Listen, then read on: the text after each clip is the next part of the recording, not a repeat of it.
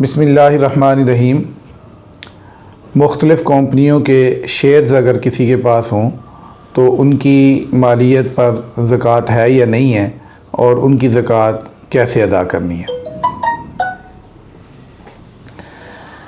Shares بنیادی طور پر دو قسم کے ہوتے ہیں۔ ایک وہ ہے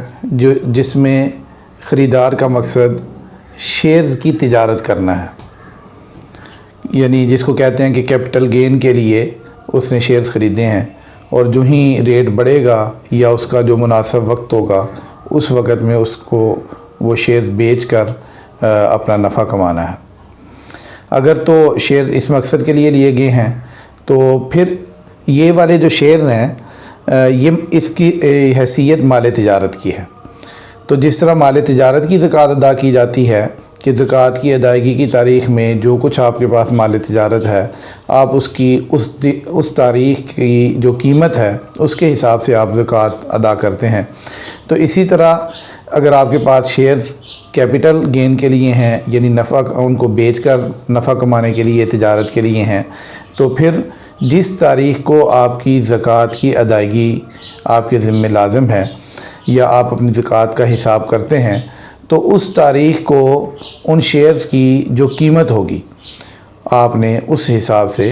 زکوٰۃ ادا کرنی ہے۔ اور اگر شیئرز ڈیویڈنڈ لینے کے لیے ہیں، یعنی سالانہ نفع جو کمپنی کی طرف سے آتا ہے اس کو وصول کرنے کے لیے ہیں، تو پھر اصولی طور پر تو یہ والے جو شیئرز ہیں اس میں مسئلہ یہ ہے کہ چونکہ یہ شیئر جو ہے وہ تو پوری کمپنی کے متناسب حصے کی نمائندگی کرتا ہے، تو اب کمپنی میں بہت ساری چیزیں ایسی بھی ہیں جو قابل زکوٰۃ ہیں اور بہت ساری ایسی بھی ہیں جو قابل زکوٰۃ نہیں ہیں۔ مثلا اس کمپنی کی جتنی بھی بلڈنگ ہے وہ اس پر زکوٰۃ نہیں ہے، اس کی مشینری پر زکوٰۃ نہیں ہے، اس کا جو فرنیچر وغیرہ یا اس طرح کے جو اسٹیشنری کا سامان وہاں پر یا دفتری استعمال کی جتنی چیزیں ہیں ان چیزوں پر زکوٰۃ نہیں ہے۔ لیکن اس میں جو ہے اگر وہ کمپنی ایسی ہے کہ وہ کسی چیز کی پروڈکشن کرتی ہے تو اس کا خام مال یا اس کا تیار مال، یعنی جو چیز وہ جس کی تجارت کرتی ہے، تو اس صورت میں وہ والا اس کا مال تجارت ہے۔ تو یعنی اس کمپنی میں ایسا ہو سکتا ہے کہ کچھ چیزیں قابل زکوٰۃ ہیں اور کچھ چیزیں قابل زکوٰۃ چیزوں میں سے نہیں ہیں۔ تو اب اگر کسی کمپنی کی بیلنس شیٹ سے اس کی تفصیلات معلوم ہو سکتی ہوں کہ یہ شیئرز کا کتنا حصہ جو ہے وہ قابل زکوٰۃ اثاثوں کے مقابلے میں ہے اور کتنا جو ہے وہ قابل زکوٰۃ اثاثوں کے مقابلے میں نہیں ہے، یہ اگرچہ عملی اعتبار سے مشکل کام ہے، تو اگر اس کا پتہ چل سکتا ہو تو پھر تو اصولاً زکوٰۃ اتنی ہی فرض ہے جو قابل زکوٰۃ کے۔ مثلا یہ یوں سمجھیں کہ اگر اس کے جو فکسڈ ایسڈ ہیں وہ ان میں سے مثلا 50% ہیں کہ ہیں جن پر زکوٰۃ نہیں ہے، تو جیسے میں نے ابھی جن کو شمار کیا ہے، اور بقیہ اس کا جو کیش ہے یا اس کا جو تیار مال ہے یا اس کا جو خام مال ہے یا اس نے جو لوگوں سے پیسے وصول کرنے ہیں، بقیہ سمجھ لیں گے ہم مثال کے طور پر سمجھ لیں گے 50% وہ چیزیں ہیں ان کے مقابلے میں ہیں، تو پھر گویا کہ اس کی شیئرز کی جو اس وقت بک ویلیو ہے، جو اس کی فیس ویلیو یا بک ویلیو جو اس کو بولتے ہیں، تو اس حساب سے آپ اس کی 50% کے حساب سے یعنی آدھی قیمت کے حساب سے زکوٰۃ ادا کریں گے۔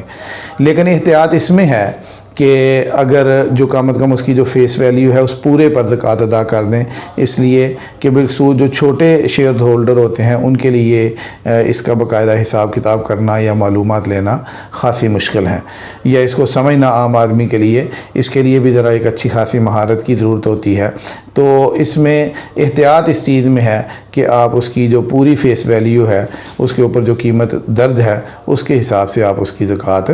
ادا کر دیں۔ لیکن بعض کمپنیاں ایسی ہوتی ہیں جو سروسز کی کمپنیاں ہیں، مثلا مختلف سروسز دیتی ہیں، جیسے شپنگ کمپنی ہے کوئی، تو یا یہ ٹریولنگ کمپنیاں جیسے مثلا PIA ہے، یہ جہازوں کی کمپنیاں ہیں، تو یہ کمپنیاں ایسی ہوتی ہیں کہ یہ کوئی مال تجارت بنا کر آگے فروخت نہیں کرتی۔ تو ان کے شیئرز اگر کسی کے پاس ہیں تو چونکہ ان پر قابل زکوٰۃ تو ان کے پاس صرف ان کا جو کیش ہے وہی ہوتا ہے، بقیہ چیزیں مثلا ان کے جیسے اگر آپ پی آئی اے کو لیتے ہیں تو اس کے طیارے جو ہیں ان پر بھی زکوٰۃ نہیں ہے، یا ان کا جو دفتری یا ان کی بلڈنگز ہیں جو ان چیزوں پر تو زکوٰۃ نہیں ہے، ان کے پاس یہ صرف جو کیش ہے اس کی صورت میں ہے، تو اس میں اتنے متناسب حصے کی جو ہے وہ زکوٰۃ ادا کر دینی چاہیے، اور اکثریت چونکہ حصے پر زکوٰۃ وہاں پر فرض نہیں ہوتی، اس وجہ سے وہاں پر زکوٰۃ نہیں ہوگی، اور کچھ جتنا کا ایک اندازہ ہو سکتا ہو کہ اتنا کیش کے مقابلے میں ہوگا تو اس کے حساب سے زکوٰۃ یعنی زکوٰۃ ادا کرنی ہوگی۔ تو خلاصہ یہ ہے کہ اگر کیپٹل گین کے لیے ہیں تو پھر تو ان کو مال تجارت کی حیثیت سے دیکھیں گے، اور اگر شیئرز کسی کمپنی کے ہیں اور وہ کمپنی تجارتی ادارہ ہے، یعنی تجارتی ادارے سے میری مراد یہ ہے کہ وہ کوئی چیز بنا کر آگے بیچتی ہے،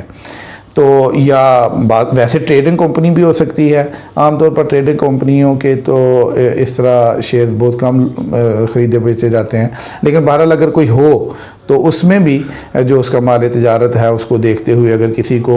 حقیقی صورتحال کا اندازہ ہو سکتا ہو تو جو مال تجارت بنتا ہے اس کی زکوٰۃ ہوگی، اور جو بقیہ فکسڈ ایسٹ ہیں جو تجارت کے لیے نہیں ہے اور ان پر